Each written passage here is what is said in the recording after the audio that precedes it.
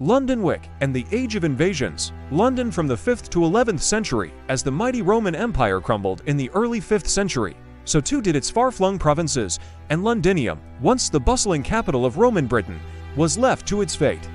Roman administrators, soldiers, and wealthy citizens abandoned the city.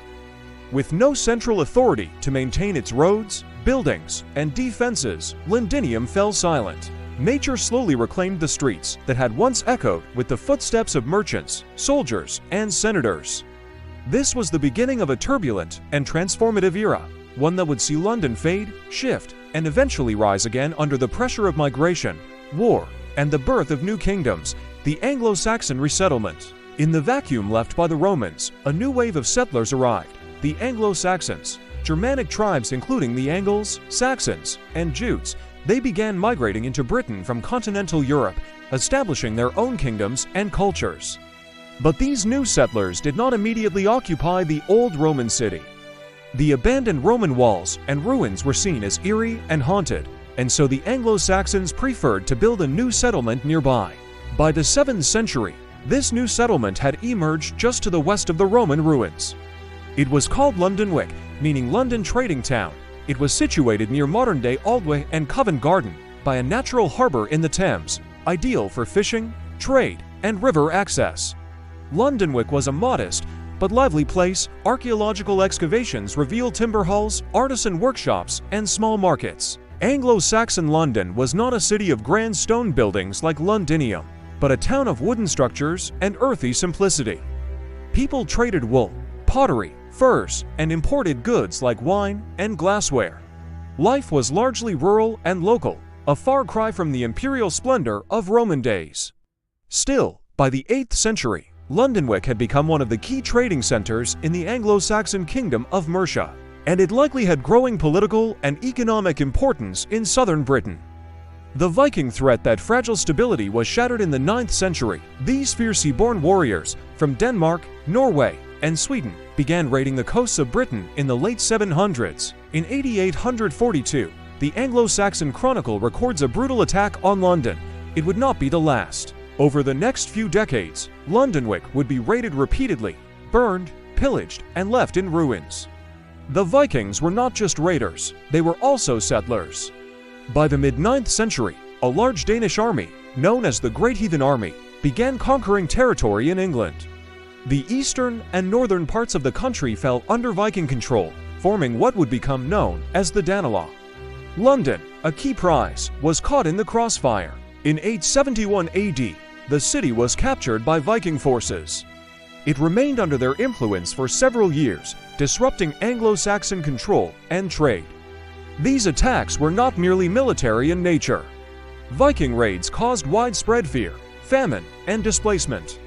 Lundenwic's open layout, with no city walls, made it highly vulnerable to attack. The settlement fell into decline. The once thriving Saxon town was largely abandoned by the time the Anglo-Saxon resistance began to consolidate. King Alfred the Great and the revival of London 886 AD. The turning point came with the rise of King Alfred the Great of Wessex, one of the most remarkable rulers in English history. A brilliant strategist and visionary leader, Alfred fought back the Vikings through a mix of military defense and diplomacy.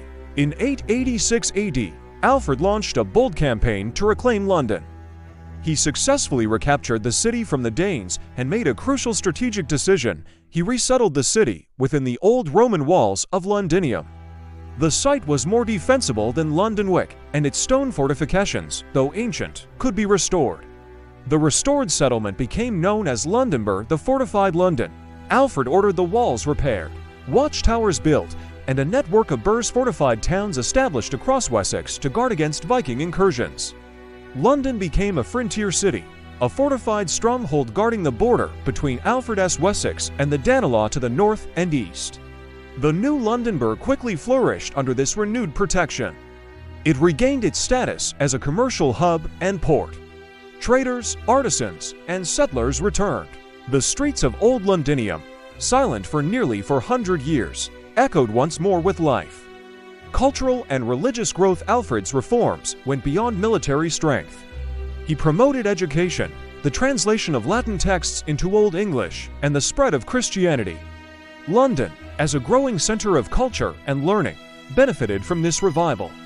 Churches were rebuilt, and London's status as a diocese was reinforced. The Church of St. Paul's, which would one day become the site of the famous cathedral, had its early medieval foundations during this era. In the late 10th and early 11th centuries, further fortifications and rebuilding continued. The King's Palace and important religious institutions solidified London's role not just as a city of trade and defense, but of governance and faith. The Viking return and final conquest, the peace won by Alfred, was not permanent. In the late 10th century, Viking raids resumed, this time with greater intensity. Sweyn Forkbeard of Denmark and his son Canute the Great launched full-scale invasions of England. Despite fierce resistance, London again found itself under siege. King Thelard the Unready struggled to defend the kingdom. After his death, Canute became King of England in 1016, ruling from London and ushering in a brief period of Viking kingship.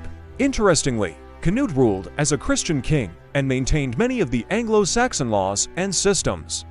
London continued to grow under his reign, remaining a pivotal city in England's evolving political landscape.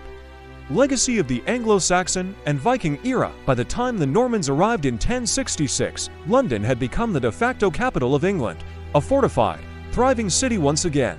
But its journey from abandoned Roman ruins to the heart of a kingdom had been long and perilous. This era left a lasting imprint on the city. Place names like Aldwahold Market and Strand shoreline still reflect the layout of Lundenwic. London's strategic location, economic vitality, and defensive strength all trace their origins to the actions taken by Anglo-Saxon rulers, especially King Alfred the Great. In the Anglo-Saxon and Viking centuries, London was not the vast imperial capital it would later become, but it was reborn. It became a symbol of resilience, a city shaped by war, faith, and the fusion of cultures. It was here that the roots of medieval and modern London were planted,